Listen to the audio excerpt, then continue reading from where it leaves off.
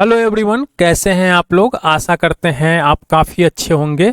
अभी आप स्क्रीन के ऊपर देख रहे हैं घटना चक्र, समान अध्ययन, पूर्वालोकन, भारतीय इतिहास की ये किताब है। और ये किताब जो है बिल्कुल न्यू अपडेट के साथ, यानी वर्ष 2022 के लिए ये किताब आई हुई है। इस किताब के अंदर 1990 से लेकर वर्ष 2022 तक के, यानी यूपीएससी से लेकर और जितने भी स्टेट पीसीएस के एग्जाम्स हुए हैं उसके पेपर जो है इसके अंदर इंक्लूड किया गया है। और ये पेपर जो है पूरे सब्जेक्ट वाइज मोड में इंक्लूड किया गया है। आप यहाँ पे देख सकते हैं प्राचीन भारत के इतिहास। प्राचीन भारत के इतिहास के अंदर टोटल 15 चैप्टर है। मध्यकालीन भारत के इतिहास, इसके अंदर टोटल 25 चैप्टर है। और आधुनिक भारत के इतिहास के अंदर जो है टोटल 55 चैप्टर को इसके अंदर इंक्लूड किया गया है। अगर मैं बात करूँ आधुनिक भारत के इतिहास का, तो आधुनिक भारत के इतिहास का पेपर जो है, यानी इसका पूरे के पूरे 55 चैप्टर का वीडियो जो है मेरे चैनल के ऊपर अपलोड है। अगर आप इन वीडियो को नहीं देखे हैं तो प्लीज़ आप इन वीडियो को देखिए। ये वीडियो जो है आपको आपके एग्जाम्स में काफ़ी मदद करेगा अच्छा स्कोर करने में, यानी प्री में सिलेक्शन लेने में ये वीडियो जो है आपको आपके एग्जाम्स में काफ़ी मदद करेगा। अभी जो मैं आपके साथ डिस्कशन करने जा रहा हूँ वो है मध्यकालीन भारत का इतिहास। और मध्यकालीन भारत के इतिहास के अंदर जो है आप यहाँ से देख सकते हैं चैप्टर 1 से लेकर और चैप्टर 10 तक, चैप्टर 1 से लेकर और चैप्टर 10 तक के जितने भी क्वेश्चंस हैं आज मैं इस वीडियो में इसके अंदर इंक्लूड किया हूं, चैप्टर 1 से लेकर और चैप्टर 10 तक। तो चलिए स्टार्ट करते हैं आज का सेशन। और हाँ, अगर आप हमारे चैनल पे नए हैं या फिर अभी तक आपने चैनल को सब्सक्राइब नहीं किया है तो प्लीज़ आप चैनल को सब्सक्राइब कर लीजिए और बेल आइकन को प्रेस कर दीजिएगा, ताकि जो भी मैं वीडियो अपलोड करूं अपने चैनल के ऊपर उसका इन्फॉर्मेशन जो है आपको मिल जाए। और वीडियो को अंत तक देखा कीजिए, अपने दोस्तों के साथ जब वीडियो एंड हो जाए तो उसको शेयर भी कर दिया कीजिए। चलिए स्टार्ट करते हैं आज का सेशन। आज के सेशन में आप यहाँ पे देख सकते हैं मध्यकालीन भारतीय इतिहास। और मध्यकालीन भारतीय इतिहास के अंदर जो पहला चैप्टर है यानी भारत पर मुस्लिम आक्रमण, तो चलिए हम लोग इसको देख लेते हैं, भारत पे मुस्लिम आक्रमण। और इसके अंदर जितने भी क्वेश्चंस दिए हुए हैं ये मैं अभी आपके साथ डिस्कशन करूंगा। इसका जो पहला क्वेश्चन है कह रहा है कि पैगंबर हजरत मोहम्मद का जन्म हुआ था। तो पैगंबर हजरत मोहम्मद का जन्म जो है 570 ईस्वी में हुआ था। चलिए हम लोग इसका थोड़ा सा डिस्क्रिप्शन देख लेते हैं। मक्का की अगर बात करते हैं तो ये काफ़ी एग्जाम्स में मक्का दिखा जाता है। मक्का जो है ये सऊदी अरब में स्थित है और यहीं पे 570 ईस्वी में इस्लाम धर्म के प्रवर्तक जो थे उनका नाम था हजरत मोहम्मद, इन्हीं का जन्म हुआ था मक्का में। और इसी कारण जो है यह स्थान मुस्लिम अनुयायियों का पवित्र तीर्थ स्थल है। और जो हमारे हजरत मोहम्मद साहब थे इनका जो मृत्यु हुआ था वो हुआ था 632 ईसा पूर्व में। मक्का कहाँ है? तो मक्का जो है ये सऊदी अरब में है। मक्का हिंद यानी भारत की जनता के संदर्भ में हिंदू शब्द का प्रथम बार प्रयोग किया था। तो हिंदू शब्द का प्रथम बार प्रयोग जो है ये अरबों ने किया था। भारत पर पहला मुस्लिम आक्रमण किस वर्ष हुआ था? तो भारत के ऊपर पहला मुस्लिम आक्रमण जो है ये 712 ईसा पूर्व में हुआ था। तो इसको हम लोग थोड़ा सा देख लेते हैं, ये काफ़ी इंपॉर्टेंट है। और यहाँ से अगर आप देख लीजिएगा तो आपका कंसेप्ट जो है बनता चला जाएगा। भारत के ऊपर जो है पहला मुस्लिम आक्रमण 712 ईसा पूर्व में हुआ था और ये थे अरब आक्रमणकारी थे। इनका नाम था मोहम्मद बिन कासिम और इसी के नेतृत्व में 712 ईस्वी में भारत के ऊपर आक्रमण हुआ था। जब ये 712 ईस्वी में भारत के ऊपर आक्रमण इन्होंने किया था तो ये कहाँ पे किया था भारत पे? तो सिंध पे, सिंध पर इन्होंने विजय प्राप्त कर ली थी। और उस समय जो था सिंध पर जो दाहिर का शासन था, ये काफ़ी बार एग्जाम्स में पूछा जाता है कि सिंध पे किसका शासन था? तो दाहिर का शासन था सिंध पे। फारसी ग्रंथ चचनामा है, एक ग्रंथ है जो फारसी ग्रंथ है, ये अरबों द्वारा सिंध पर विजय की जानकारी मिलता है इससे। मोहम्मद बिन कासिम के द्वारा सिंध पर विजय कब हुआ था? तो ये हुआ था 712 ईस्वी में। भारत में प्रथम मुस्लिम आक्रमण था, तो भारत के अंदर प्रथम मुस्लिम आक्रमण जो था ये आक्रमणकारी जो था ये मोहम्मद बिन कासिम था। भारत पर सर्वप्रथम मुस्लिम आक्रमणकारी थे, तो भारत के ऊपर सर्वप्रथम मुस्लिम आक्रमणकारी जो थे ये अरब के थे।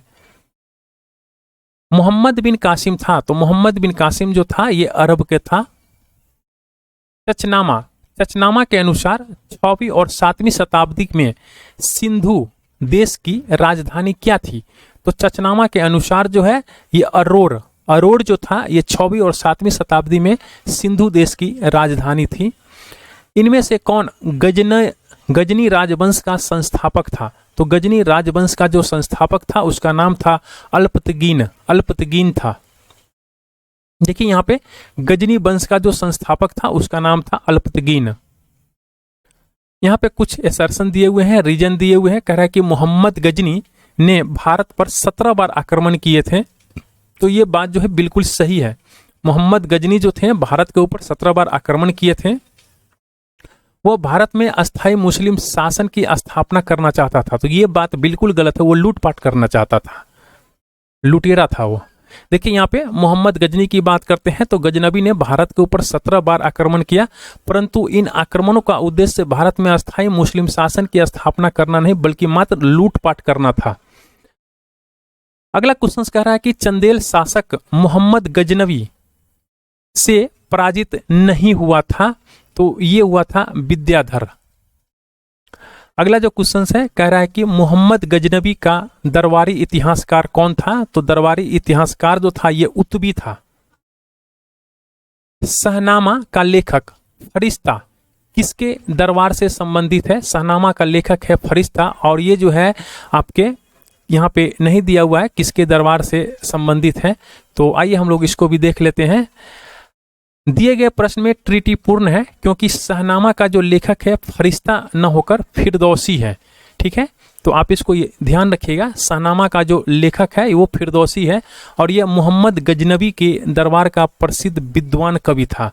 तो यहाँ से आप मोहम्मद गजनवी, अगर आप इसको फरिश्ता नहीं मानकर फिरदौसी मानते हैं तो ये मोहम्मद गजनवी के दरबार का प्रसिद्ध विद्वान कवि था। शहनामा का लेखक कौन था? तो शहनामा का लेखक जो था ये फिरदौसी था। पुराणों का अध्ययन करने वाला प्रथम मुसलमान था। तो पुराणों का अध्ययन करने वाला प्रथम मुसलमान जो था उसका नाम था अलबरूनी।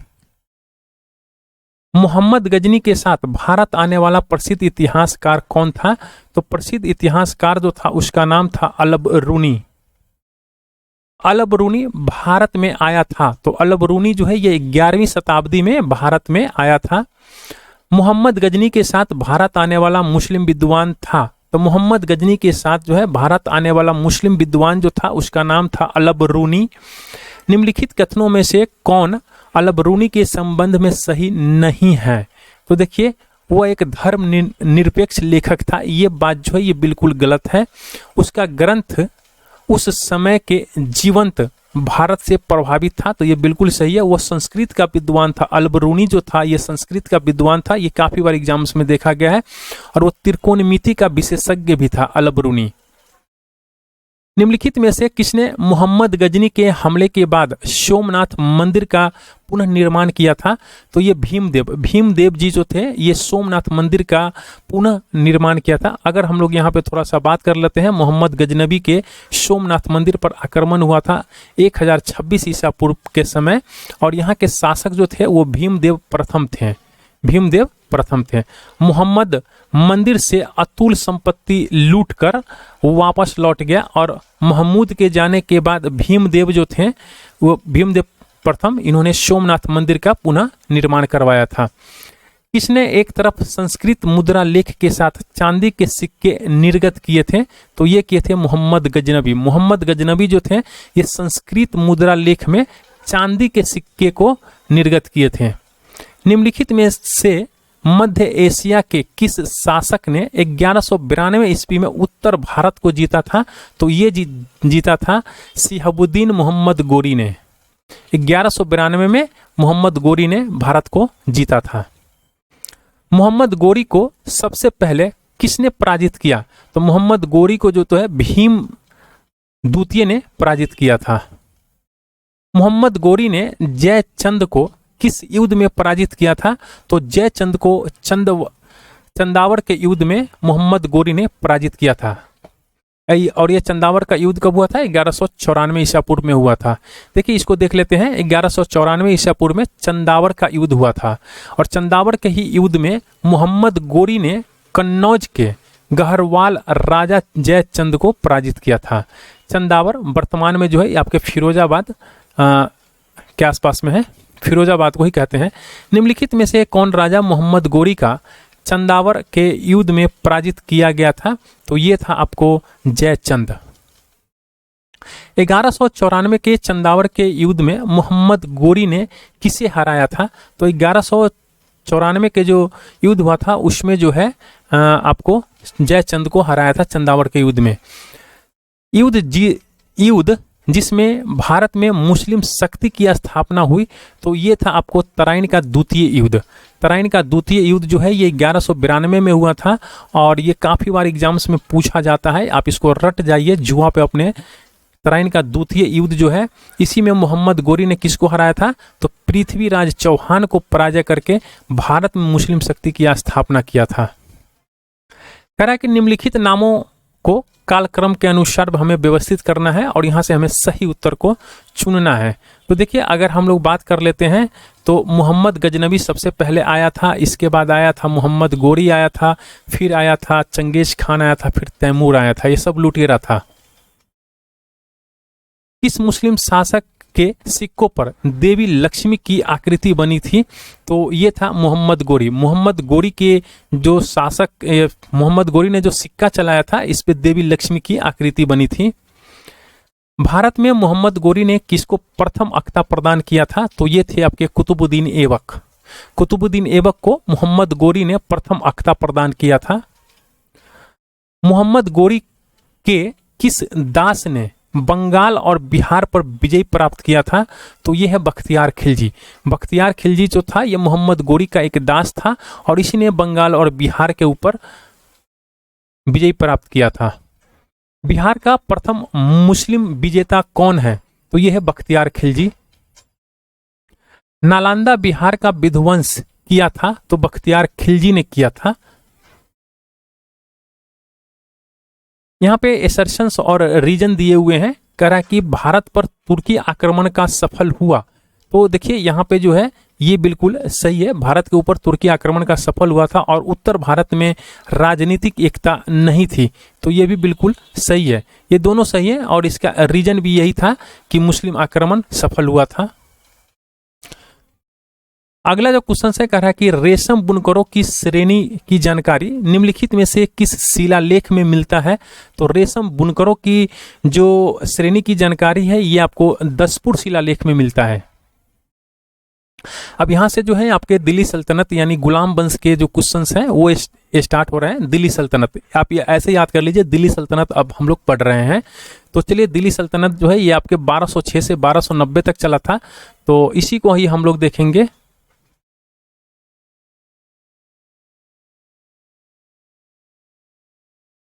और ये आपका पहला क्वेश्चन है दिल्ली सल्तनत का। कह रहा है कि गुलाम वंश का जो संस्थापक था ये कौन था? तो कुतुबुद्दीन ऐबक जो था ये गुलाम वंश का संस्थापक था। गुलाम वंश का जो प्रथम शासक कौन था? तो गुलाम वंश का प्रथम शासक जो है ये कुतुबुद्दीन ऐबक था। दिल्ली सल्तनत का कौन सा सुल्तान लाख बख्श के नाम से जाना जाता था? तो ये कुतुबुद्दीन ऐबक को लाख बख्श के नाम से जाना जाता था, कुतुबुद्दीन ऐबक। 2.5 दिन का झोपड़ा क्या है? तो 2.5 दिन का झोपड़ा जो है ये मस्जिद है। कुबत उल इस्लाम मस्जिद और 2.5 दिन का झोपड़ा क्रमशः स्थित है। तो देखिए कुबत उल इस्लाम मस्जिद और 2.5 दिन का झोपड़ा जो है ये दिल्ली और अजमेर में स्थित है। देखिए ये दोनों जो है मस्जिद है। कुतुब उल इस्लाम ये डायरेक्ट आपसे एग्जाम में पूछा जाता है, कुतुब उल इस्लाम क्या है या फिर 2.5 दिन का झोपड़ा क्या है। अभी आपने क्वेश्चंस भी देखा था। अगर 2.5 दिन के झोपड़ा की बात करते हैं तो ये अजमेर में स्थित है और कुतुब उल इस्लाम मस्जिद जो है ये दिल्ली में स्थित है। ये डायरेक्ट क्वेश्चंस आपसे पूछा जाता है आपके एग्जाम्स में। निम्नलिखित में से किसने प्रसिद्ध कुतुब मीनार के निर्माण में योगदान नहीं दिया है? तो देखिए अगर हम लोग बात कर लेते हैं कुतुब मीनार के योगदान में निर्माण नहीं दिया है तो वो है गयासुद्दीन तुगलक। अगर कुतुब मीनार की नींव किसने रखी थी? तो कुतुबुद्दीन ऐबक ने नींव रखा था, इल्तुतमिश ने उसको पूरा किया था और इसकी जो 5वीं मंजिल है वो फिरोज शाह तुगलक ने बनाया था। आइए हम लोग यहाँ पे इसको देख लेते हैं। कुतुब मीनार का जो निर्माण है कुतुबुद्दीन ऐबक ने आरंभ किया था और इसका निर्माण कार्य जो है इल्तुतमिश के काल में पूरा हुआ था। फिरोज शाह तुगलक के शासन काल में इसकी 4थी मंजिल काफ़ी हानि पहुंची थी, जिस पर फिरोज ने 4थी मंजिल के स्थान पर 2 और मंजिलों का निर्माण करवाया था। और देखिए 4थी और 5वीं मंजिल हो गई है ना। और गयासुद्दीन तुगलक इसके निर्माण में कोई योगदान नहीं है। कुतुबुद्दीन ऐबक की राजधानी थी, तो कुतुबुद्दीन ऐबक की जो राजधानी थी वो लाहौर था। सुल्तान कुतुबुद्दीन ऐबक की मृत्यु कैसे हुई, तो देखिए ये काफी बार एग्जाम्स में देखा गया क्वेश्चन है। ये चौगान में कीड़ा के दौरान अश्व से गिरने के पश्चात उसकी मृत्यु हो गई थी। देखिए ये कुतुबुद्दीन ऐबक की जो मृत्यु हुई थी, चौगान के खेल यानी आधुनिक पोलो के भांति एक खेल था, और जैसे घोड़े पे बैठ के पोलो हम लोग खेलते हैं ना, ठीक उसी तरह का खेल था एक, और उसी घोड़ा से गिरने से इसके 1210 में जो है कुतुबुद्दीन ऐबक की मौत हो जाती है। उसे लाहौर में दफनाया गया। कुतुबुद्दीन ऐबक को कहाँ दफनाया गया? लाहौर में दफनाया गया, और वो गुलाम वंश का संस्थापक माना जाता है। निम्नलिखित में से किसने दिल्ली को सल्तनत की राजधानी के रूप में स्थापित किया था? तो ये क्या था? इल्तुतमिश। इल्तुतमिश किया था दिल्ली को सल्तनत की राजधानी के रूप में स्थापित। दिल्ली का वो प्रथम सुल्तान कौन था जिसने नियमित सिक्के जारी किए और दिल्ली को अपने साम्राज्य की राजधानी घोषित किया था? तो वो है इल्तुतमिश। निम्नलिखित में से कौन इल्तुतमिश के राज्यकाल में सल्तनत की राजधानी थी? तो ये था आपको दिल्ली। सल्तनत के निम्नलिखित सुल्तानों में से किसने सर्वप्रथम अपनी राजधानी दिल्ली स्थानांतरित की थी? तो ये था इल्तुतमिश। दिल्ली का प्रथम मुस्लिम शासक कौन था? तो दिल्ली का प्रथम मुस्लिम शासक जो था ये इल्तुतमिश था। गुलाम का गुलाम किसे कहा गया था? तो गुलाम का गुलाम जो है ये इल्तुतमिश को कहा गया था। निम्नलिखित में से कौन मध्यकालीन भारत में प्रथम महिला शासिका थी? तो रजिया सुल्तान जो थी प्रथम महिला शासिका थी। मंगोल आक्रमणकारी चंगेज खां भारत की उत्तर पश्चिम सीमा पर निम्न में से किसके काल में आया था? तो देखिए चंगेज खान जो है ये आपको इल्तुतमिश के काल में आया था। ये मंगोल आक्रमणकारी थे चंगेज खान। आपसे डायरेक्ट क्वेश्चन पूछता है इसके बारे में। दिल्ली का कौन सुल्तान मंगोल नेता चंगेज खां का समकालीन था? तो ये है आपके इल्तुतमिश। किसके शासनकाल में मंगोल प्रथम बार सिंधु के तट पर देखे गए थे? तो ये देखे गए थे आपके इल्तुतमिश के शासनकाल में। चंगेज खां के अधीन मंगोलों ने भारत पर आक्रमण किया था। तो ये क्या था? इल्तुतमिश के शासनकाल में। चंगेज खान का मूल्य नाम था? तो चंगेज खान का मूल्य नाम था तेमुचिन। देखिए यहाँ पे कुछ पॉइंट्स दिए गए हैं, कह रहा है कि इसमें हमें विचार करना है और कौन सा कथन जो है सत्य है। इल्तुतमिश के शासनकाल में चंगेज खान भगौरे ख्वारिज्म युवराज की खोज में सिंधु नदी तक पहुंचा था। तो ये बिल्कुल सही है। उसी का पीछा करते करते चंगेज खान जो है ये सिंधु नदी के तट पे पहुंच गया था। इसके बाद ये दोनों बात जो है ये आपके गलत है। अभी समय वेस्ट करने का टाइम नहीं है। अगला जो क्वेश्चन है कह रहा है कि इल्तुतमिश ने बिहार में अपना प्रथम सूबेदार नियुक्त किया था। तो इल्तुतमिश जो है बिहार में अपना मलिक जानी को प्रथम सूबेदार नियुक्त किया था। रजिया बेगम को सत्तायुक्त करने में किसका हाथ था? तो रजिया बेगम को सत्ता से हटाने में जो था ये तुर्कों का हाथ था।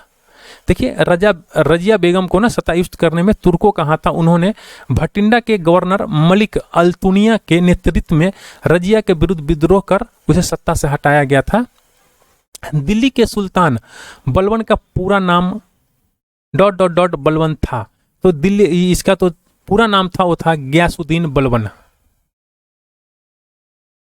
दिल्ली के किस सुल्तान के विषय में कहा गया है कि उसे रक्त और लौह की नीति अपनाई थी? तो ये बलबन था। बलबन ने रक्त और लौह की नीति अपनाया था। किस दिल्ली सुल्तान ने रक्त और लौह की नीति अपनाया था? तो बलबन। यहाँ पे एसर्शंस और रीजन दिए गए हैं और कह रहा है कि इसमें से कौन सा सही है। बलबन ने अपने शासनकाल को शक्तिशाली बनाया और सारी सत्ता अपने हाथ में केंद्रित कर लिया था। तो ये बात जो है आपके बिल्कुल सही है। वह उत्तर पश्चिम सीमा को मंगोल आक्रमण से सुरक्षित करना चाहता था। तो ये भी बात सही है। दोनों बात सही है, लेकिन ये जो है ये रीजन इसका नहीं है। इसीलिए आपके ऑप्शन जो हो जाएंगे बी हो जाएंगे। कह रहा है कि अपनी शक्ति को समेकित करने के बाद बलबन ने भाग्य उपाधि धारणा की। तो ये क्या था? जिले इलाही का। अगला जो क्वेश्चन है कह रहा है कि वह प्रथम मुस्लिम शासक कौन था जिसने शासन के सिद्धांत यानी थ्योरी ऑफ किंगशिप को राजाओं के ईश्वरीय अधिकार सिद्धांत यानी थ्योरी ऑफ डिवाइन के समान प्रतिपादित किया था? तो ये था आपके बलबन। निम्नलिखित में से किसने भारत में प्रसिद्ध फारसी त्योहार नौरोज, ये नौरोज जो है ये फारसी त्योहार है और इसको आरंभ करवाया था, तो ये करवाया था बलबन। निम्नलिखित में से कौन सा कथन बलबन के संबंध में सही नहीं है? यहाँ पे कह रहा है सही नहीं है, तो देखिए उसने इकता व्यवस्था, इकतादारी व्यवस्था का प्रारंभ किया, ये बात जो है गलत है बिल्कुल। अब इसमें जो सही सही बात है बलबन के बारे में उसको भी हम लोग देख लेते हैं। उसने नियत एक खुदाई का सिद्धांत का प्रतिपादन किया था, तो कितनी बार ये क्वेश्चन देखा गया है, नियत एक खुदाई, सॉरी नियामत एक खुदाई का सिद्धांत का प्रतिपादन किया था, ये बात बिल्कुल सही है। और उसने जो है तुर्कान ए चहलगानी का प्रभाव समाप्त किया था, तो यह भी बिल्कुल सही है। उसने बंगाल के विद्रोह का दमन किया था, तो यह भी बिल्कुल सही है। अगला जो क्वेश्चन है कह रहा है कि निम्नलिखित सुल्तानों में से किसने गढ़ मुक्तेश्वर की मस्जिद की दीवारों पर अपने शिलालेख में स्वयं को खलीफा का सहायक कहा था? तो स्वयं को खलीफा का सहायक जो है ये बलबन ने कहा था। यहाँ से खिलजी वंश के बारे में स्टार्ट होता है और खिलजी वंश देखिए यहाँ पे खिलजी वंश जो है ये 1290 में प्रारंभ हुआ था, तो इसके भी बारे में हम लोग फटाफट से क्वेश्चंस देख लेंगे। खिलजी वंश के बारे में कह रहा है कि कौन सा सुल्तान नया धर्म चलाना चाहता था किंतु उलेमा लोगों ने विरोध किया? तो ये है आपके अलाउद्दीन खिलजी। दिल्ली के किस सुल्तान ने सिकंदर सानी की मनोपाधि धारण की थी? तो ये किया था अलाउद्दीन खिलजी ने। अलाउद्दीन खिलजी के प्रसिद्ध सेनापतियों में किसकी मंगोलों के विरुद्ध लड़ते हुए मृत्यु हो गया था? तो ये था आपके जफर खान। रानी पद्मिनी का नाम अलाउद्दीन की चित्तौड़ विजय से जोड़ा जाता है, उसके पति का नाम क्या था? तो उसके पति का नाम था राणा रतन सिंह।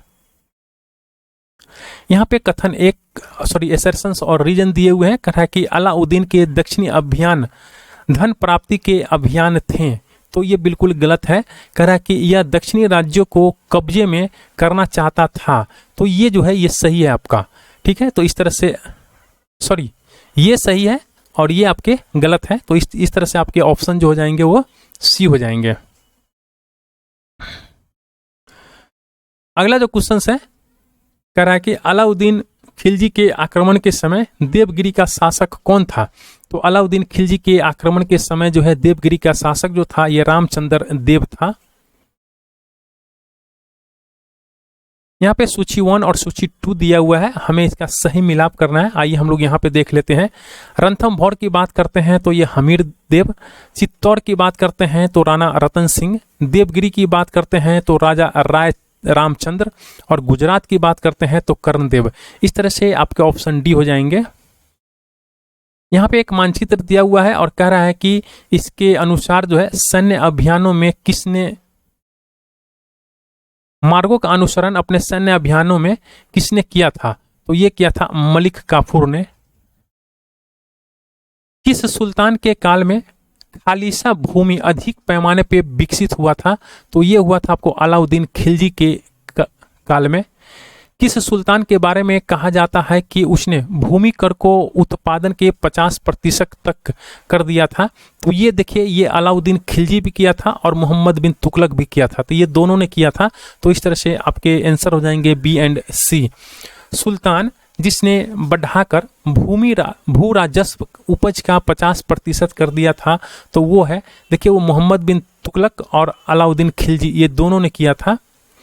किस सुल्तान ने जमीन में फसल की नपाई का आधा राजस्व के रूप में दावा किया था? तो ये किया था अलाउद्दीन खिलजी ने। यहाँ पे कह रहा है निम्नलिखित कथन पे विचार करना है हमें, अलाउद्दीन खिलजी से संबंधित है ये कथन और कह रहा है कि इसमें से कौन सा सही है। तो अगर हम लोग बात कर लेते हैं, उसने कृषि जमीनों की पैमाइश के बाद जमीन की मालगुजारी वसूल की, तो ये बिल्कुल सही है। और यहाँ पे उसने प्रांत के गवर्नरों के अधिकारों को समाप्त किया था, तो ये भी बिल्कुल सही है। इस तरह से आपका ऑप्शन सी हो जाएंगे। अगला जो क्वेश्चन है फिर यहाँ पे असर्शंस और रीजन दिए गए हैं।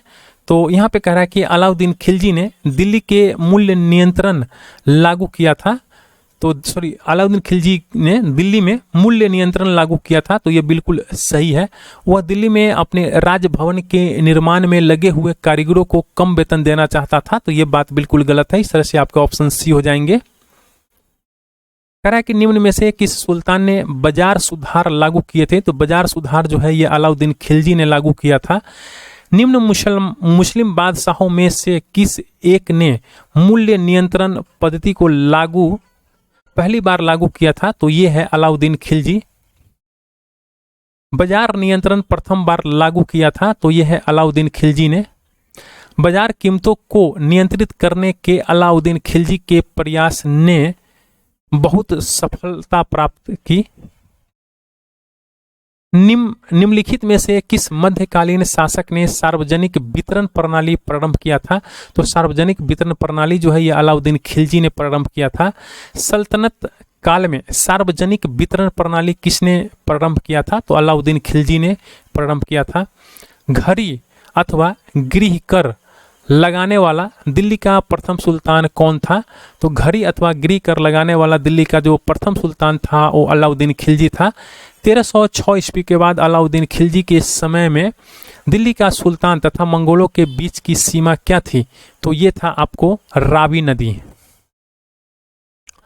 निम्नलिखित में से किस सुल्तान ने साम्राज्य की समस्याओं की सुरक्षा हेतु एक विशेष सेना को नियुक्त किया था, तो वो है अलाउद्दीन खिलजी। यहाँ पे कह रहा है रियासत दिया हुआ है और शासक दिया हुआ है, कौन सा सुमेलित नहीं है। तो अगर हम लोग वारंगल की बात करते हैं तो ये रामचंद्र देव जो है ये सुमेलित नहीं है। देवगिरी शंकर देव ये सुमेलित है। देखिए यहाँ पे अलाउद्दीन खिलजी के दक्षिण भारत आक्रमण के समय देवगिरी का जो शासक था वो रामचंद्र देव था। रामचंद्र देव की मृत्यु के बाद उनका पुत्र जो है शंकर देव शासक बना था। तो यहाँ पे देखिए देवगिरी लिखा हुआ है, देवगिरी का शंकर देव शासक जो है ये बिल्कुल सही है, ये रामचंद्र देव का पुत्र था। अगला जो क्वेश्चन है कह रहा है कि दिल्ली सल्तनत के किस शासक ने अपने आप को खलीफा घोषित कर दिया था, तो खलीफा जो है ये मुबारक खिलजी ने घोषित किया था अपने आप को।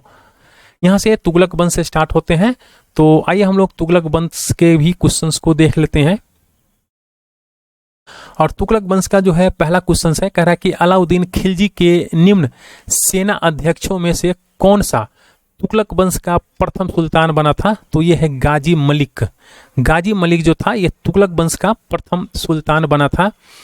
गाजी मलिक किस वंश का संस्थापक था, तो गाजी मलिक जो था ये तुगलक वंश का संस्थापक था।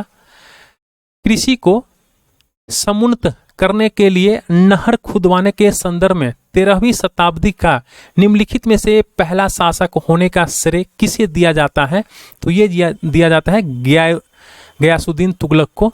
किस वंश के सुल्तानों ने सबसे अधिक समय तक देश में राज्य किया है, तो देखिए ये जो है सबसे अधिक अगर आपको कोई राज्य किया है तो ये तुगलक वंश के शासकों ने राज किया है।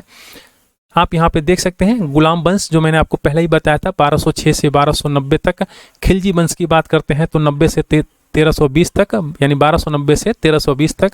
अगर हम लोग लोदी वंश की बात करते हैं तो 1451 से 1526 तक शासन किया था। और तुगलक वंश जो है ये 1320 से 1412 तक शासन किया था। इस प्रकार जो है आपके तुगलक वंश सबसे अधिक शासन किए थे।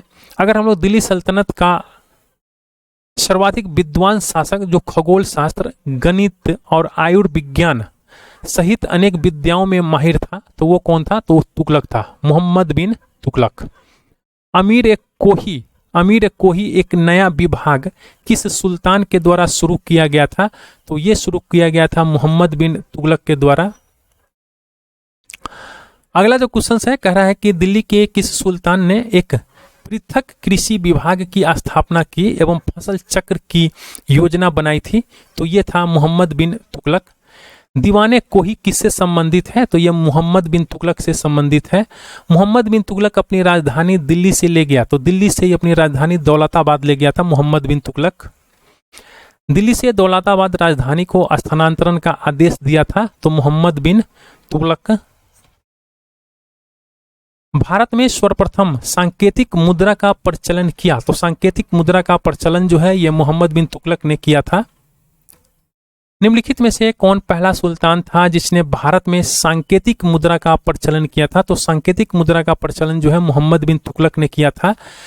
जब उसने राजस्व यानी किंगशिप प्राप्त किया तो वह शरीयत नियमों और आदेशों को पूर्णतः स्वतंत्र था। बर्नी ने यह कथन किस सुल्तान के लिए लिखा है? तो मोहम्मद बिन तुगलक के लिए यह कथन लिखा है बर्नी ने। यहाँ पे जो है सर्सन्स दिए हैं, रीजन दिए हुए हैं।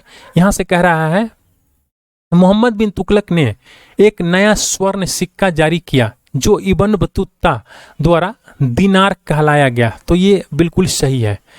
मोहम्मद बिन तुगलक पश्चिमी एशियाई एवं उत्तरी अफ्रीकी देशों के साथ व्यापार में अभिवृद्धि के लिए स्वर्ण सिक्के की टोकन मुद्रा जारी करना चाहता था। तो ये गलत है। इस तरह से आपके ऑप्शन सी हो जाएंगे। यहाँ से फिर असर्शन दिए हुए हैं और रीजन दिए हुए हैं। कह रहा है कि कौन सा सही है? तो मोहम्मद बिन तुगलक की प्रतीक मुद्रा योजना असफल सिद्ध हुई थी। तो ये बिल्कुल सही है। मोहम्मद तुगलक का जो मुद्रा था वो निर्गमन पर उचित नियंत्रण नहीं था। तो ये भी बिल्कुल सही है। इस तरह से इसके ऑप्शन हो जाएंगे ए, और असफल होने का कारण भी यही है, मुद्रा पे ही नियंत्रण नहीं था इनका। मूर देश का यात्री इब्न बतूता, ये आप हमेशा याद कर लीजिए। ये मूर देश का यात्री था इब्न बतूता। किसके शासनकाल में भारत आया था? तो ये मोहम्मद बिन तुगलक के शासनकाल में भारत आया था। देखिए यहाँ पे मूर लिखा है, यहाँ पे मोरक्को होगा। ठीक है, मोरक्को यानी मूल का अफ्रीकी यात्री था। मोरक्को मूल का अफ्रीकी यात्री था इब्न बतूता। और ये काफी बार एग्जाम्स में देखा गया क्वेश्चन से। ये मध्यकालीन यात्री एवं लेखक इब्न बतूता किस देश का निवासी था? तो ये था मोरक्को का। वहाँ पे मिसप्रिंट था, मूर था। इब्न बतूता भारत में किसके शासनकाल में आया था? तो ये आया था मोहम्मद बिन तुगलक के शासनकाल में। किसने सल्तनत काल में डाक व्यवस्था का विस्तृत विवरण दिया था? तो डाक व्यवस्था का जो विस्तृत विवरण दिया था वो दिया था इब्न बतूता। कश्मीर घाटी के अंतिम मुस्लिम शासक यूसुफ शाह चक, जिन्होंने मुगल सम्राट अकबर के द्वारा बिहार में निर्वासित किया गया, वो दफन है। तो दफन कहाँ है? तो नालंदा में दफन है। होली त्योहार के सार्वजनिक उत्सव में भाग लेने वाला दिल्ली का प्रथम सुल्तान कौन था? तो दिल्ली का प्रथम सुल्तान जो है ये मोहम्मद बिन तुगलक था। दिल्ली के किस मुस्लिम शासक के निधन पर एक इतिहासकार ने कहा राजा को प्रजा से मुक्ति मिली और उन्हें राजा से? तो ये मोहम्मद बिन तुगलक के बारे में कहा था। अगला जो क्वेश्चन है कह रहा है कि इतिहासकार बदायूनी ने किसकी मृत्यु पर कहा था कि सुल्तान को अपनी प्रजा से और प्रजा को सुल्तान से मुक्ति मिल गई? तो ये कहा था मोहम्मद बिन तुगलक के बारे में। निम्नलिखित में से किस सुल्तान ने बेरोजगारों को रोजगार दिया था? तो यह है फिरोज शाह तुगलक। बेरोजगारों को सहायतार्थ दिल्ली के निम्नलिखित सुल्तानों में से किसने रोजगार कार्यालय की स्थापना किया था? तो यह है फिरोज शाह तुगलक। दिल्ली का सुल्तान जो दान दक्षिणा के बारे में काफी ध्यान रखता था और इसके लिए एक विभाग दीवान एक खैरात स्थापित किया था, तो वो था आपको फिरोज शाह तुगलक। इस सुल्तान के दरबार में सबसे अधिक गुलाम थे? तो फिरोज शाह तुगलक। और यही इनके शासनकाल को समाप्त करने का रीजन था। देखिए ये यहाँ पे जो है इसके लिए एक पृथक विभाग भी इन्होंने स्थापना किया था। उसका नाम था दीवान ए बंदगान। ये काफ़ी बार एग्जाम्स में देखा गया है, इसीलिए मैं आपको बता दिया हूँ। मध्यकालीन भारतीय राजाओं के संदर्भ में निम्नलिखित में से कौन सा कथन सही है? तो ये है फिरोज शाह तुगलक ने गुलामों का एक अलग विभाग स्थापित किया था और उसका विभाग का नाम था दीवान ए बंदगान। सर्वप्रथम लोक निर्माण विभाग की स्थापना की थी। तो लोक निर्माण विभाग की जो स्थापना किया था ये फिरोज शाह तुगलक ने किया था। दिल्ली का जो सुल्तान भारत में नहरों का सबसे बड़ा जाल निर्माण करने के लिए प्रसिद्ध है, तो वो था फिरोज शाह तुगलक। दिल्ली के किस सुल्तान ने सबसे ज्यादा नहरों का निर्माण किया था? तो फिरोज शाह तुगलक। हक ए सर्ब अथवा सिंचाई कर लगाने वाला दिल्ली का प्रथम सुल्तान कौन था? तो ये है आपको फिरोज शाह तुगलक, इन्होंने सिंचाई कर लगवाया था। दिल्ली के किस सुल्तान ने ब्राह्मणों पर जजिया लगाया था? तो ब्राह्मणों के ऊपर जजिया लगाया था फिरोज शाह तुगलक। निम्नलिखित के किस सुल्तान ने फसलों की गुणवत्ता सुधारने के लिए उपाय किए था? तो ये है आपके फिरोज शाह तुगलक। टोपरा और मेरठ से 2 अशोक स्तंभ लेख दिल्ली कौन लाया था? तो देखिए टोपरा और मेरठ से, इसको आप याद कर लीजिए, ये काफी बार एग्जाम्स में देखा गया है। टोपरा और मेरठ से जो है 2 अशोक स्तंभ दिल्ली लेकर गया था, ये था फिरोज शाह तुगलक। दिल्ली का कौन सा सुल्तान अशोक स्तंभ को दिल्ली लाया था? तो ये है फिरोज शाह तुगलक।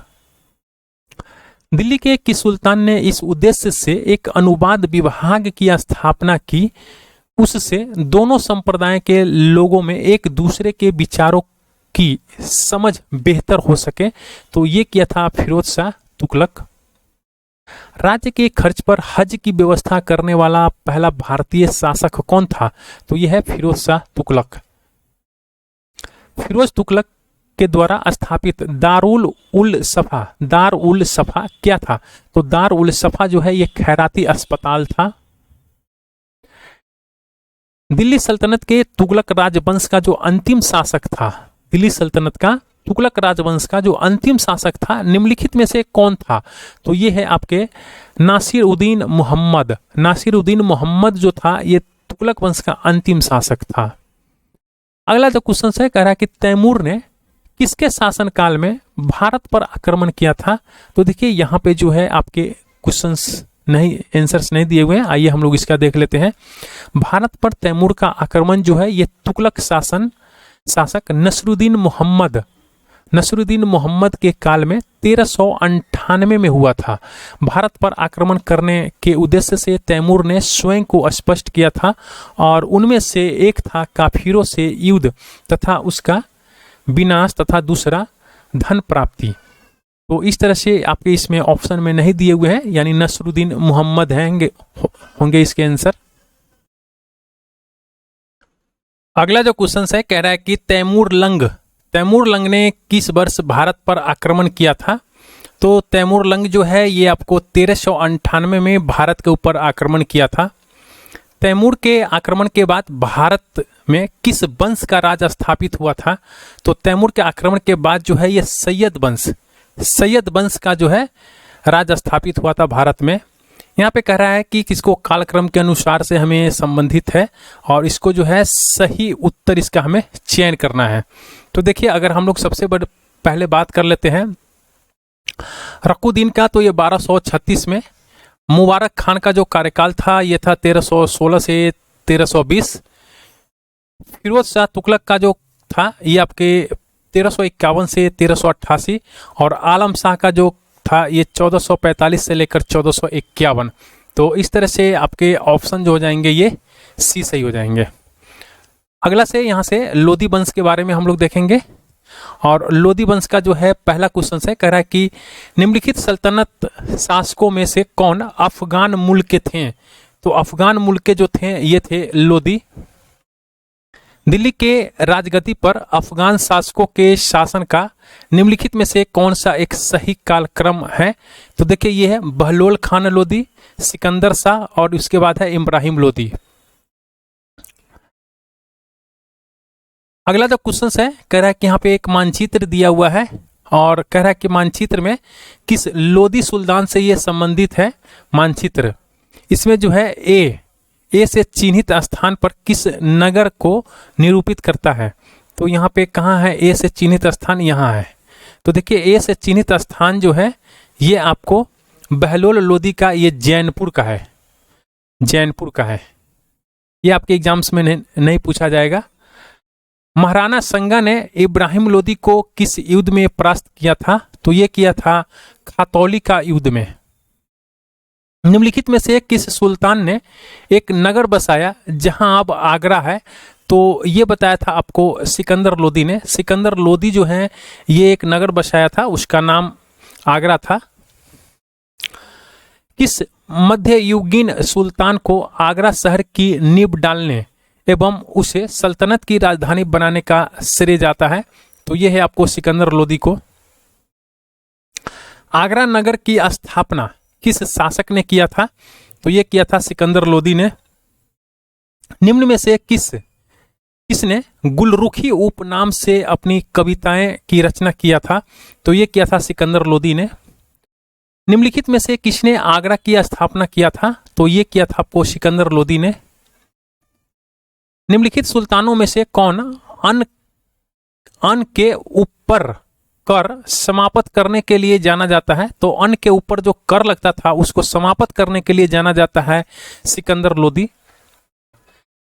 निम्नलिखित वंशों ने किस क्रम में दिल्ली पर शासन किया था? नीचे दिए गए कूट को हमें सही उत्तर से चुनना है। तो देखिए, अगर सबसे बड़ी बात है, सबसे पहले हम लोग बात कर लेते हैं गुलाम वंश। तो गुलाम वंश 1206 से 90, खिलजी वंश 1290 से 1320, सैयद वंश 1414 से 1451 और लोदी वंश का शासनकाल जो था ये 1451 से 1526 तक था। इस प्रकार आपके उत्तर जो होंगे ये डी हो जाएंगे। इनमें से कौन गुलाम वंश का नहीं था? तो गुलाम वंश का जो है ये आपके इब्राहिम लोदी जो है ये गुलाम वंश का नहीं था। यहां से विजयनगर साम्राज्य का जो कुछ क्वेश्चंस हैं उसको भी हम लोग देखेंगे।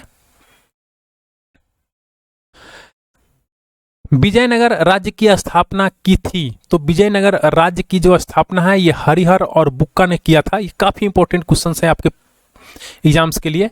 विजयनगर राज्य के संस्थापक थे। तो विजयनगर राज्य के जो संस्थापक थे ये हरिहर और बुक्का थे।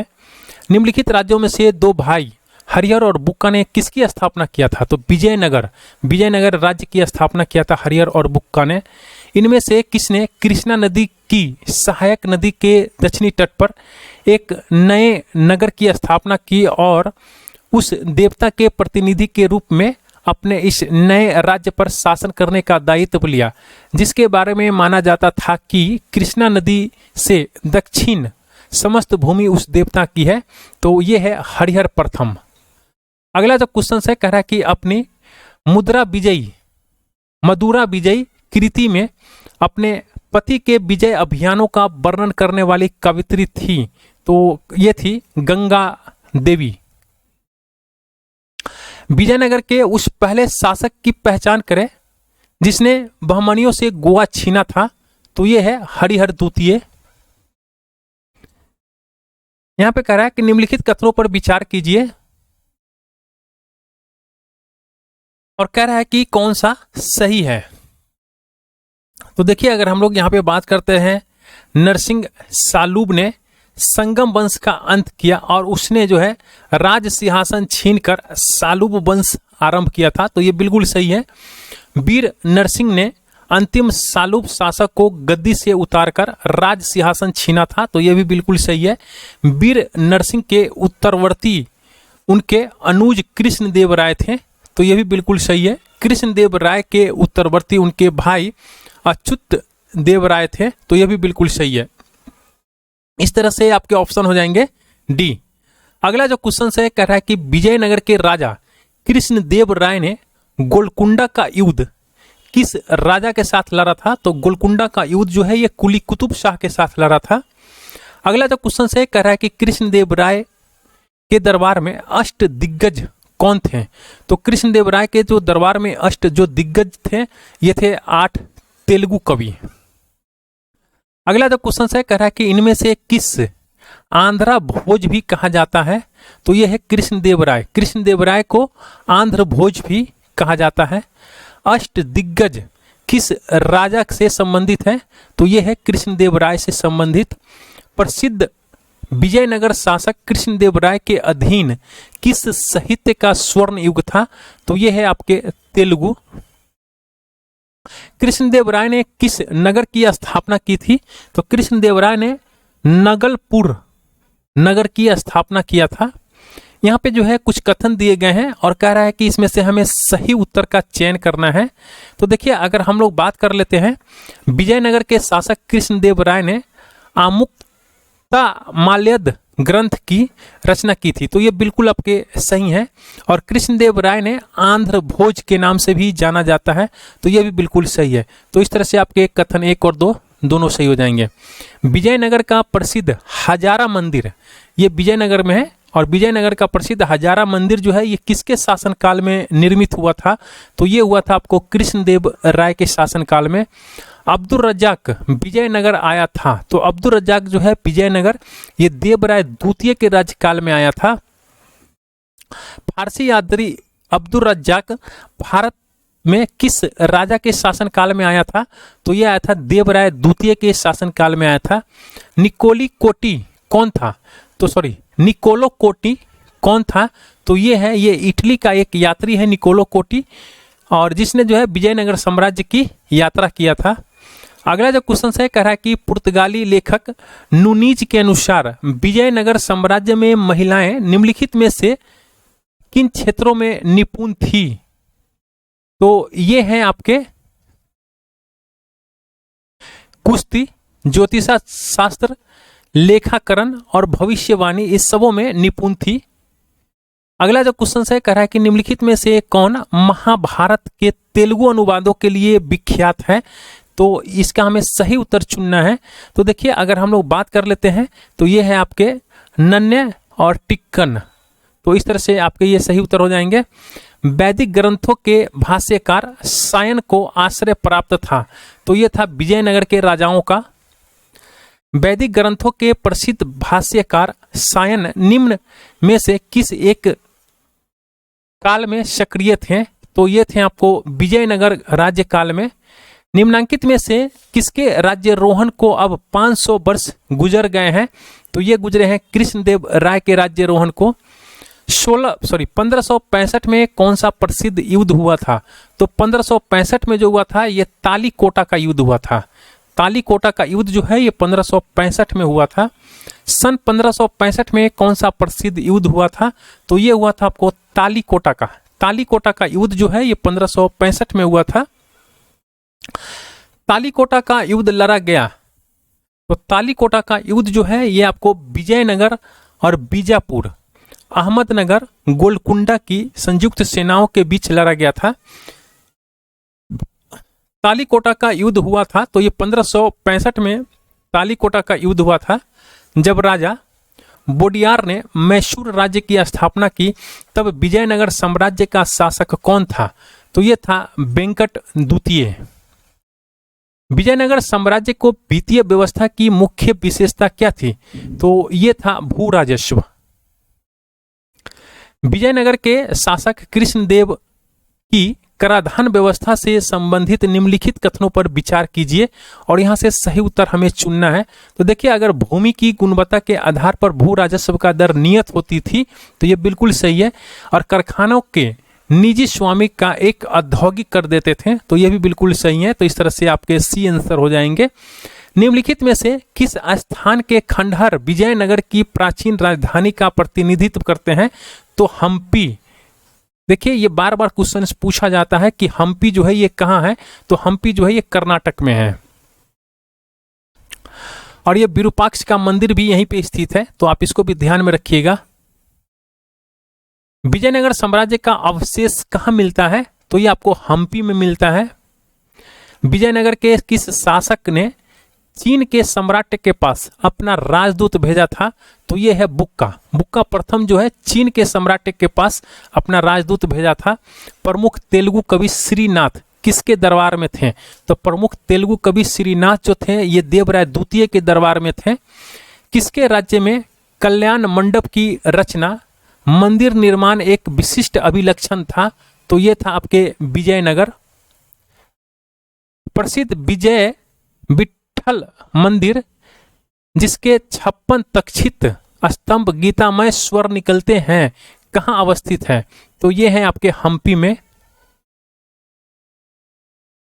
अगला जो क्वेश्चन है यहां से दिल्ली सल्तनत के जो प्रशासन है इसके बारे में हम लोग देखेंगे, और ये इसके पहला क्वेश्चन है। कह रहा है कि इतिहासकार बर्नी ने दिल्ली के सुल्तानों के अधीन भारत में शासन को वास्तव में इस्लामी नहीं माना, क्योंकि अधिकतर आबादी इस्लाम का अनुसरण नहीं करती थी। अगला जो क्वेश्चन है कह रहा है कि सल्तनत काल के अधिकांश अमीर एवं सुल्तान किस वर्ग के थे? तो ये थे तुर्क। अगला जो क्वेश्चन है कह रहा है कि निम्नलिखित कथनों पर विचार करना है, कौन सा कथन जो है ये सही है। तो देखिए, अगर हम लोग बात कर लेते हैं यहाँ पे दिल्ली सल्तनत के राजस्व प्रशासन के, तो राजस्व वसूली के प्रभारी को अमील कहा जाता था। तो ये बिल्कुल सही है और यही इसके ऑप्शन हो जाएंगे सही। निम्नलिखित में से कौन सी एक विशिष्टता इक्ता व्यवस्था की नहीं है, यहाँ पे कह रहा है। तो देखिए, इक्ता व्यवस्था की विशेषता नहीं है, तो इक्ता से एकत्रित राजस्व सीधा सुल्तान के खाते में जाता था। तो ये बात जो है ये नहीं है, यानी ये गलत है, आपका आंसर हो जाएगा यही। बाकी जो है ये इक्ता व्यवस्था से संबंधित है। इक्ता क्या है? इक्ता एक राजस्व एकत्रित करने की व्यवस्था है इक्ता। और सियासतनामा इक्ता व्यवस्था की जानकारी का स्रोत था। मुक्ति को इक्ता से एकत्रित राजस्व में सैनिक रखने पड़ते थे। तो ये तीनों सही है इक्ता के बारे में। मध्यकालीन भारत के संदर्भ में निम्नलिखित में से कौन सा आकार के दृष्टि से आरोही क्रम में सही अनुक्रम है? तो ये है आपको परगना, सरकार और सूबा। अगला जो क्वेश्चन है कह रहा है कि दिल्ली सल्तनत में दीवान ए अर्ज विभाग की स्थापना किसने किया था? तो ये किया था बलबन ने। बलबन ने जो है दीवान ए अर्ज विभाग की स्थापना किया था। निम्नलिखित में से कौन एक युग्म सही सुमेलित नहीं है? तो देखिए, दीवान ए रियासत जो है ये बलबन इससे संबंधित नहीं है। हम लोग यहाँ पे देख लेंगे इसको। दीवान ए मुस्तखराज जो है ये अलाउद्दीन खिलजी के राजस्व विभाग है। दीवान ए अमीर कोही जो है ये मोहम्मद बिन तुगलक के कृषि विभाग है। दीवान खैरात जो है ये फिरोज शाह तुगलक का दान विभाग है। और दीवान रियासत जो है ये अलाउद्दीन खिलजी का बाजार नियंत्रण विभाग है। यहाँ पे कह रहा है कि कौन सा सही सुमेलित है। तो देखिए, अगर हम लोग बात कर लेते हैं दीवान बंदगान का, तो ये फिरोज शाह तुगलक इससे सही सुमेलित है। सल्तनत काल में दीवान अमीर कोही विभाग निम्नलिखित में से किससे संबंधित है? तो दीवान अमीर कोही जो है ये कृषि से संबंधित है। निम्नलिखित में से किस शासक ने दीवान अमीर कोही विभाग की स्थापना की थी? तो ये किया था मोहम्मद बिन तुगलक ने। यहाँ पे सूची 1 सूची 2 का हमें मिलाप करना है और यहाँ से हम लोग देख लेते हैं इसको। दीवान अर्ज की बात करते हैं तो सेना विभाग से संबंधित है। दीवान रिसालत ये धार्मिक मुद्दों से संबंधित है और विदेशी मामलों से संबंधित है। दीवान इंसा जो है ये सरकारी पत्र व्यवहार से संबंधित है। और दीवान वजारत जो है ये आपके वित्तीय मामलात से संबंधित है। दीवान अर्ज विभाग संबंधित है, तो दीवान अर्ज विभाग जो है ये आपके रक्षा विभाग से संबंधित है। दीवान अर्ज निम्न में से किस राजवंश के अंतर्गत बिजारत का चरमोत्कर्ष हुआ था? तो बिजारत का चरमोत्कर्ष जो हुआ था ये तुगलक के शासनकाल में हुआ था। मध्यकाल की सरकार एक समग्र संरचना थी। ये विलय था आपको फारस, अरब, तुर्क, मंगोल और भारतीय तत्वों का। मध्यकाल की सरकार में फारस, अरब, तुर्क, मंगोल और भारतीय तत्वों का मिश्रण था। अगला क्वेश्चन है कह कि निम्नलिखित में से कौन भूमि उत्पाद पर लगने वाले कर को इंगित करता है? तो देखिए, ये यहां से है आपके खराज, उस्र और मुक्तई। ये जो है ये भूमि उत्पाद पर लगने वाले कर को इंगित करता है। तो इस तरह से आपके डी ऑप्शन हो जाएंगे। अगला जो क्वेश्चन है कह रहा है कि भारत के किस मध्यकालीन शासक ने इक्ता व्यवस्था प्रारंभ किया था? तो इक्ता व्यवस्था जो है ये इल्तुतमिश ने प्रारंभ किया था। सल्तनत काल में भू राजस्व का सर्वोच्च ग्रामीण अधिकारी था। तो सल्तनत काल में भू राजस्व का जो सर्वोच्च ग्रामीण अधिकारी था वो था चौधरी। सर्व कर लगाया जाता था। तो सर्व कर जो है ये सिंचाई के ऊपर लगाया जाता था, सर्व कर। जवाबित का संबंध किससे था? तो जवाबित का संबंध जो है ये राज्य कानून से था। हदीस एक इस्लामिक कानून है। सल्तनत काल में फजाविल का अर्थ था। तो फजाविल का जो अर्थ था वो है आपको इख्तारों द्वारा सरकारी खजाने में जमा की जाने वाली अतिरिक्त राशि। सल्तनत काल की दो प्रमुख मुद्राओं का पता निम्नलिखित कूट से करें।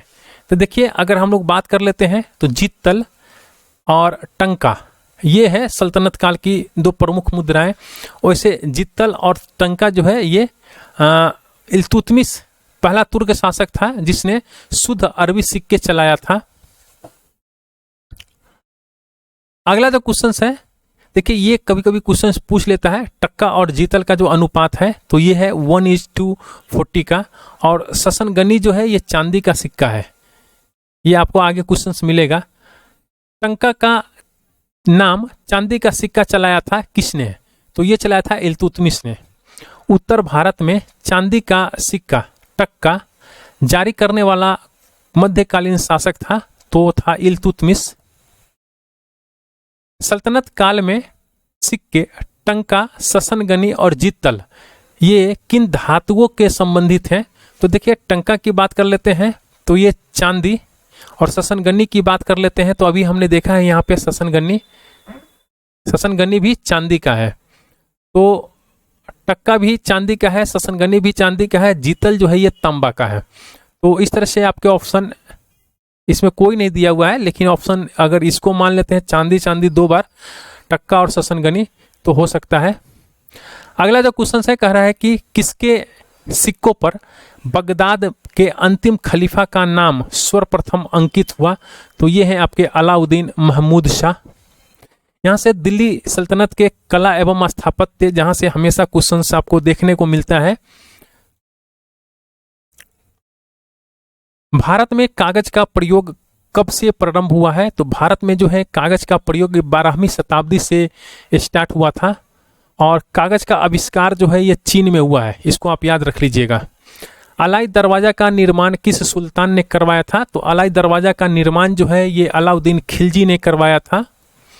घोड़े के नाल के आकार की मेहराब सर्वप्रथम प्रयोग में लाई गई थी, तो यह है अलाई दरवाजा में। निम्नलिखित में से किसने कुतुब मीनार के निर्माण में योगदान नहीं दिया है? तो देखिए, कुतुबुद्दीन ऐबक, इल्तुतमिश और फिरोज शाह तुगलक। अलाउद्दीन खिलजी का इसमें कोई योगदान नहीं है। निम्नलिखित में से किस सुल्तान ने कुतुब मीनार की 5वीं मंजिल का निर्माण करवाया था? तो फिरोज शाह तुगलक। भारत में प्रथम मकबरा जो शुद्धी इस्लामी शैली में निर्मित हुआ था, तो ये है आपको बलवन का मकबरा, जो शुद्धी इस्लामी शैली में निर्मित हुआ है। प्रथम वास्तविक मेहराब किस सल्तनत कालीन स्मारक की दृष्टित है? तो ये है आपको बलवन का मकबरा। यहाँ पे कह रहा है कि विचार करें, यहाँ पे देखिए, और कह रहा है कि इसको कालक्रम के अनुसार हमें इसका पता करना है। तो अगर हम लोग बात कर लेते हैं, कुतुब मीनार ये सबसे पहले हुआ था, इसके बाद है तुगलकाबाद का किला, इसके बाद हो जाएगा आपको लोधी गार्डन, इसके बाद होगा फतेहपुर सीकरी। तो इस तरह से आपके हो जाएंगे ऑप्शन बी। कृति स्तंभ प्रशस्ति के रचयिता हैं? तो कृति स्तंभ प्रशस्ति के जो रचयिता हैं ये अत्रि कवि हैं। चित्तौड़ का कृति स्तंभ निर्मित हुआ था शासन काल में, तो ये राणा कुंभा के शासन काल में निर्मित हुआ था। निम्नलिखित युग्मों में से कौन सुमेलित नहीं है? तो यहां से हम लोग देख लेते हैं इसको फटाफट। दिल्ली की बात करते हैं तो कुतुब उल इस्लाम जो है ये दिल्ली में है। जौनपुर की बात करते हैं तो अटाला मस्जिद जो है ये जौनपुर में है। मालवा की बात करते हैं तो जहाज महल, और गुलबर्गा की बात करते हैं तो जमा मस्जिद। कह रहा है कि यहाँ पे वस्तु शैली है और उससे संबंध जो है राजवंश है, तो इसको भी हम लोग देख लेते हैं। जो आपके यहाँ से हम लोग देखेंगे, मेहराब की निचली सतह का जो कमल कली की झालर है ये आपको खिलजी वंश से संबंधित है। अष्टभुजीय मकबरों का जो उदय हुआ था ये तुगलक वंश से संबंधित है।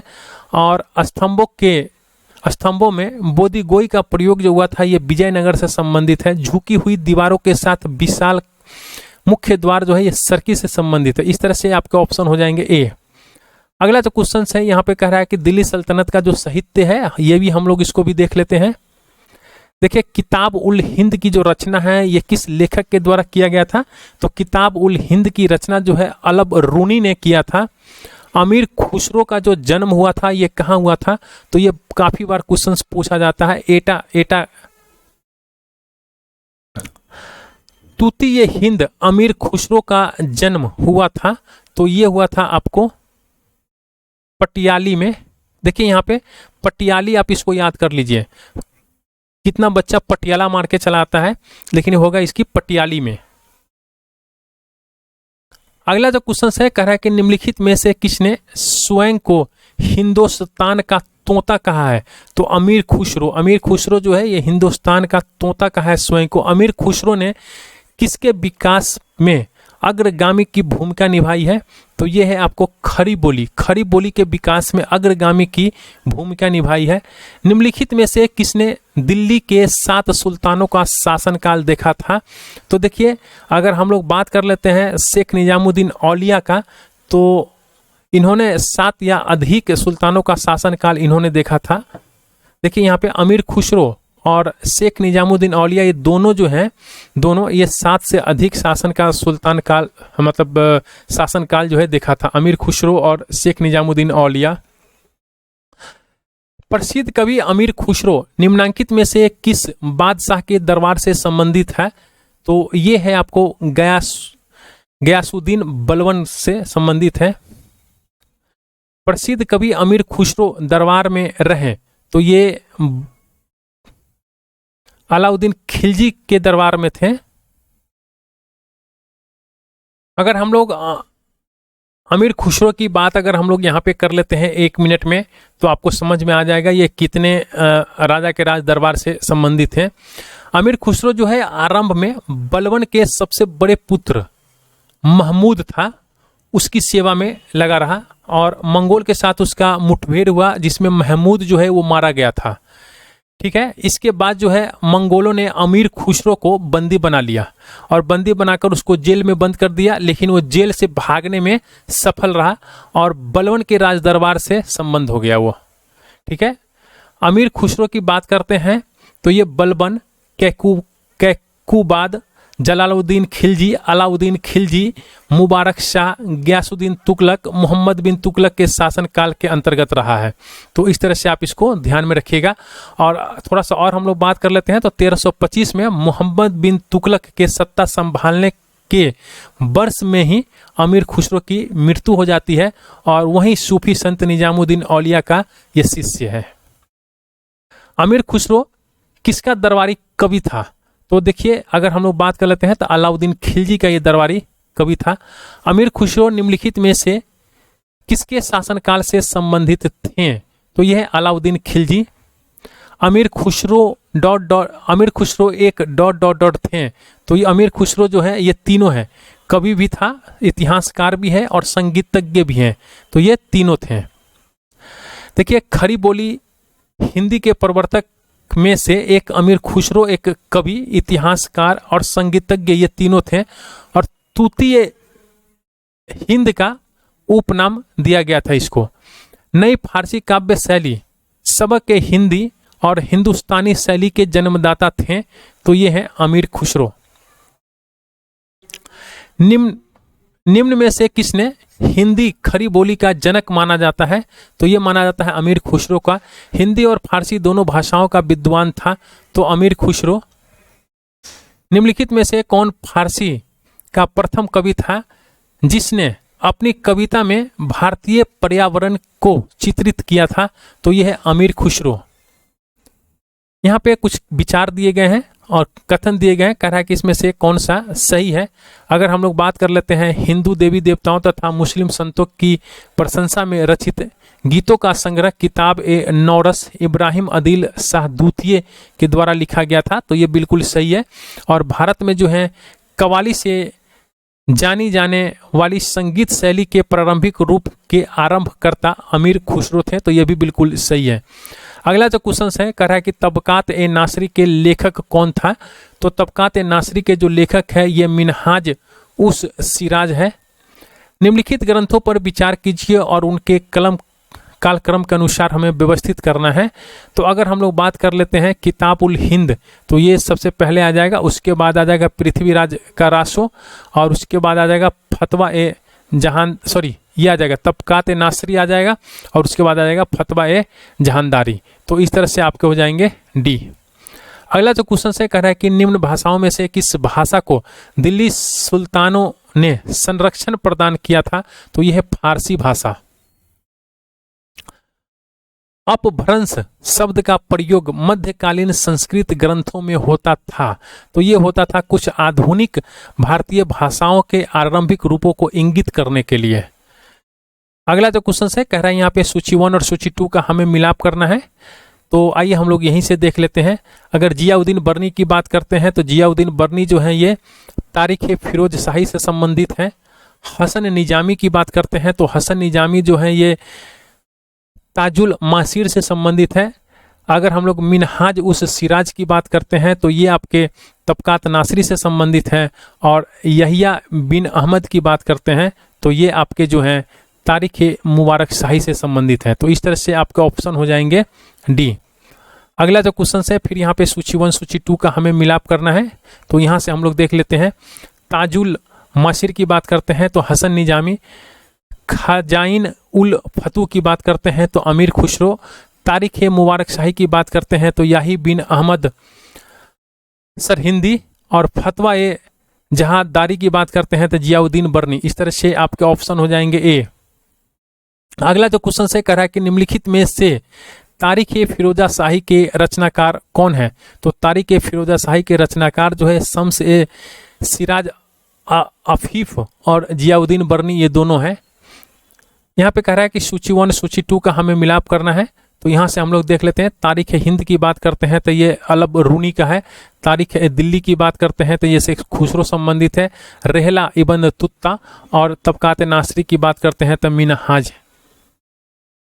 अगला जो क्वेश्चन कह रहा है यहाँ पे भी हमें मिलाप करना है। तो देखिए यहाँ से हम लोग देखेंगे हकाइक ए हिंदी, ये अब्दुल वहीद बिलग्रामी का है। तहजीबुल अखलाक ये इब्न मिसकाबिया का है। और कुंजुल तिजार जो है ये बैलक अल कब्याकी का है। जबामिउल हिकायत ये है आपके सदरुद्दीन मोहम्मद औफी का।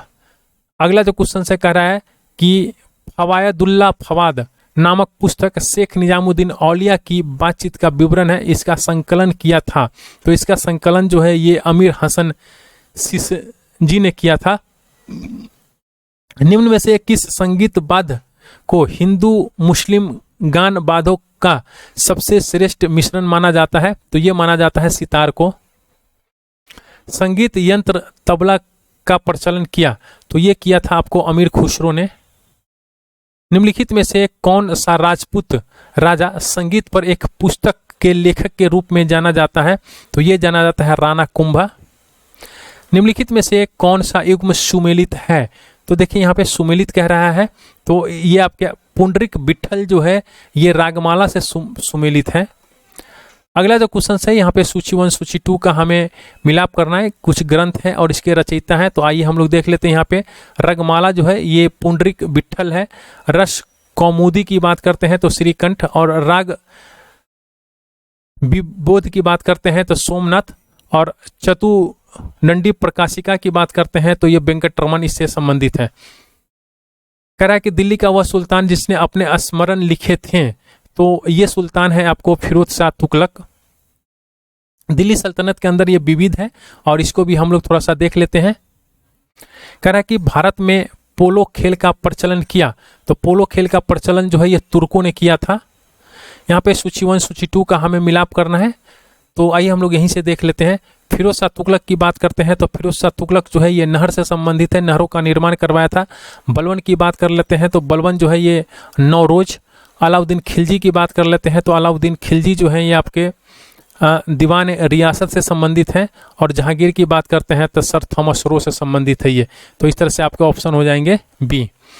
निम्नलिखित में से दिल्ली सल्तनत के किस सुल्तान के शासन काल में शाही महलों में हिंदू देवी देवताओं की पूजा होती थी? तो यह है नसरुद्दीन खुसरो शाह। यहाँ पे यात्री है और यहाँ पे देश है। इब्न तुत्ता की बात करते हैं, यहाँ पे कौन कह रहा है कि सही सुमेलित नहीं है। इब्न तुत्ता की बात करते हैं तो ये मोरक्को से, ये बिल्कुल सही है। मार्को पोलो की बात करते हैं तो ये इटली से संबंधित है। अगर हम लोग अब्दुल रज्जाक की बात करते हैं तो ये तुर्की से संबंधित नहीं है। अब्दुल रज्जाक जो है आपको यहाँ पे ये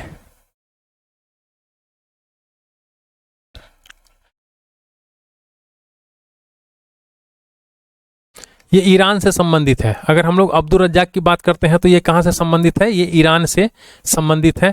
और नूनीज की बात करते हैं तो ये पुर्तगाल से संबंधित है। अगला कह रहा है कि निम्न यात्रियों को पधारने का अनुक्रम रहा। तो देखिए सबसे पहले जो है आपको अलबरूनी आया था, अलबरूनी के बाद इब्न बतूता आया था, उसके बाद वो आया था ट्रेबनियर आया था, और ट्रेबनियर के बाद जो है ये मनुची आया था। तो इस तरह से आपके ऑप्शन जो हो जाएंगे ये आपके बी हो जाएंगे। अगला जो क्वेश्चन है कह रहा है कि दस्तार बंदान कौन कहलाते हैं। तो दस्तार बंदान जो है ये आपके उल्लेमा कहलाते हैं। चुंबकीय दिशा सूचक भारतीय महासागरों में प्रयोग की प्रारंभिक सूचना किसके द्वारा दी गई है। तो ये दिया गया था सदरुद्दीन मोहम्मद औफी के द्वारा। यहाँ पे कालक्रम के अनुसार से हमें इसका चयन करना है। तो यहाँ से हम लोग देख लेते हैं। रजिया सुल्तान का जो शासनकाल है ये 1236 से 1240। अलाउद्दीन खिलजी का जो शासनकाल है 96 से 1316। शेर शाह का शासनकाल जो है 1540 से 1545 और अकबर का जो है 1556 से 1605। यहाँ पे कुछ युद्ध दिए हुए हैं और इसके वर्ष दिए गए हैं। तो यहाँ से हम लोग देख लेंगे इसको। चंदवार का युद्ध जो है ये 1194 में हुआ था। तैमूर का जो आक्रमण हुआ था 1398 में हुआ था। और तालीकोटा का युद्ध 1565 में हुआ था। घाघरा का युद्ध जो है 1529 में हुआ था। यहाँ कह रहा है कि यहाँ पे सुमेलित नहीं है। तो देखिए सुमेलित नहीं की बात कर रहा है तो चंद बीबी ये अवध से सुमेलित नहीं है। बाकी जो है बहादुर शाह गुजरात से संबंधित है ही, रजिया सुल्तान दिल्ली है ही, और बाज बहादुर जो है ये मालवा से संबंधित है। कह रहा है कि निम्नलिखित घटनाओं पर विचार कीजिए और इसको सही कालक्रम के अनुसार हमें लगाना है। तो देखिए अगर हम लोग बात कर लेते हैं, सबसे पहले कुतुब मीनार का निर्माण हुआ था। इसके बाद आपको फिरोज शाह तुगलक की मृत्यु हो गई थी। इसके बाद जो है आपको जो है पुर्तगालियों का भारत आगमन हो गया था। और उसके बाद जो है विजयनगर के कृष्णदेव राय का शासनकाल हो गया था। तो इस तरह से आपके ऑप्शन हो जाएंगे ए। कह रहा है कि निम्नलिखित घटनाओं पर विचार कीजिए और इनको कालक्रम के अनुसार से व्यवस्थित करना है हमें। तो अगर हम लोग बात कर लेते हैं, सबसे पहले तराइन का द्वितीय युद्ध हुआ था। इसके बाद जो है जलालुद्दीन खिलजी की हत्या हो गई थी। उसके बाद अफगानपुर षड्यंत्र हुआ था। उसके बाद मोहम्मद तुगलक के द्वारा राजधानी का स्थानांतरण हुआ था। तो इस तरह से आपके ऑप्शन हो जाएंगे ए। यहाँ पे कह रहा है कि निम्नलिखित अवतरण पर ध्यान दीजिए। कह रहा है कि अपने लगभग 30 वर्ष के व्यापक यात्री जीवन में उसने पूर्वी गोलार्ध के विस्तृत भूभाग की यात्रा की। उस विशाल भूभाग को देखा जिसमें आज कई 44 देश आते हैं और कुल मिलाकर लगभग 73,000 मील की दूरी चलकर पार की थी। ये पूर्व आधुनिक काल का संसार का सबसे बड़ा वह यात्री कौन था जिसका विवरण ऊपर के अवतरण में किया गया है। तो ये है इब्न बतूता। अगला तो क्वेश्चन कह रहा है कि नीचे के युगों में एक ओर प्राचीन और मध्य युग के राजाओं के नाम है और दूसरी ओर जो है उनके विरचित ग्रंथ हैं। तो इनमें से कौन सा सही सुमेलित है। अगर हम लोग कृष्णदेव देखिए सही सुमेलित की बात कर रहा है तो महेंद्र वर्मन जो है ये मत विलास सप्रहसन से संबंधित है। तो ये बिल्कुल आपके सही है। अगला जो क्वेश्चन से कह रहा है कि दिल्ली सल्तनत के किस वंश ने सबसे कम समय तक शासन किया था। तो सबसे कम खिलजी शासन किया था। आइन उल मुल्क मुल्तानी इनमें से किस शासक के अधीन सेवा नहीं की थी। तो ये इल्तुतमिश के अधीन सेवा नहीं किया था। निम्नलिखित में से किस प्रथा की शुरुआत राजपूतों के समय हुआ था। तो ये हुआ था जौहर प्रथा। जौहर प्रथा की शुरुआत जो है ये राजपूतों के समय हुआ था। निम्नलिखित मध्यकालीन विद्वानों और लेखकों को जैन धर्म का अनुयायी था। तो ये था हेमचंद्र सूरी। सूची 1 सूची 2 का हमें मिलाप करना है। तो यहां से हम लोग देख लेते हैं प्लासी का युद्ध जो है ये प्लासी का युद्ध हुआ था आपको 1757 में हुआ था। प्लासी का युद्ध हुआ था 1757 में हुआ था। कलिंग के युद्ध की बात करते हैं तो ये 261 ईसा पूर्व में हुआ था। हल्दी घाटी का युद्ध जो हुआ था ये हुआ था आपको 1576 ईस्वी में, और तराइन का युद्ध जो हुआ था ये हुआ था आपको 1192 ईस्वी में। तो इस तरह से आपके ऑप्शन हो जाएंगे सी। देखिए यहाँ से भी हम लोग देख सकते हैं, प्लासी का युद्ध की बात करते हैं तो 1757 में हुआ था, और किसके किसके बीच हुआ था, बंगाल का नवाब था सिराजुद्दौला और ईस्ट इंडिया कंपनी के बीच हुआ था, जिसमें जो है नवाब की सेना को नेतृत्व राजद्रोही मीर जाफर, यार लतीफ और राय दुर्लभ ने किया था, और इसके विश्वासघात के कारण जो है नवाब की हार हुई थी। इसको हम लोग बाद में देखेंगे जब हम लोग डिटेल पढ़ेंगे। सूची 1 सूची 2 का हमें मिलाप करना है, तो यहीं से हम लोग देख लेते हैं। अगर हम लोग अकबर की बात कर लेते हैं तो अकबर जो है ये आपके आइन ए दहसाला से संबंधित है। मोहम्मद तुगलक की बात कर लेते हैं तो मोहम्मद तुगलक जो है ये आपके प्रतीक मुद्रा से संबंधित है। इल्तुतमिश की बात कर लेते हैं तो इल्तुतमिश जो है ये आपके चहलगानी अमीर से संबंधित है, और शेर शाह की बात कर लेते हैं तो ये आपके सरक के आजम से संबंधित है। इस तरह से आपके ऑप्शन हो जाएंगे बी। अगला जो क्वेश्चन से कह रहा है कि मध्यकालीन भारतीय इतिहास में पन्ही और उपानह उल्लेख किस संदर्भ में मिलता है, तो ये मिलता है आपको जूता से संबंधित।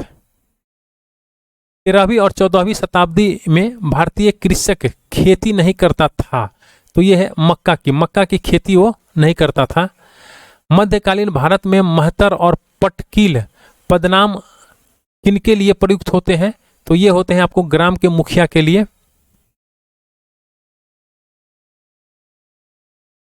यहां से आपके चैप्टर 11 जो है ये शुरुआत हो रहा है। इसमें जो है मैं चैप्टर 1 से लेकर चैप्टर 10 तक मैं कराया हूं, और अभी तक के लिए सिर्फ इतना ही।